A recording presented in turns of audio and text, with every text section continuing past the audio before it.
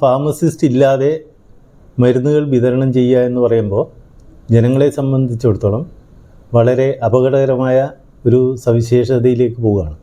ഏതൊരാൾക്കും സാധാരണയുള്ള പെട്ടിക്കട തുടങ്ങുന്ന പോലെ ഇത് ആരംഭിച്ചു കഴിഞ്ഞാൽ നിരവധി പ്രശ്നങ്ങൾ വരാൻ സാധ്യതയുണ്ട്.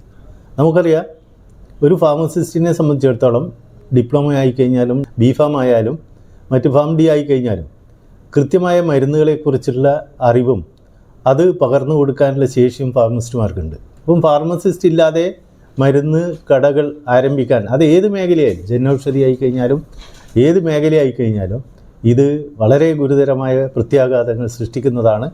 ഇതിനെതിരെ സംസ്ഥാന ഫാർമസി കൗൺസിൽ ഇന്ന് നടന്നിട്ടുള്ള എക്സിക്യൂട്ടീവ് കമ്മിറ്റിയിൽ ഒരു പ്രമേയം പാസ്സാക്കിയിട്ടുണ്ട്.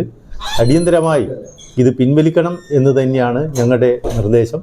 കാരണം ഒരു കാരണവശാലും ഫാർമസിസ്റ്റ് ഇല്ലാതെ മരുന്നുകൾ നൽകാൻ ഒരിക്കലും അനുവദിക്കരുത് എന്നുള്ളതാണ് ഞങ്ങളുടെ അഭിപ്രായം.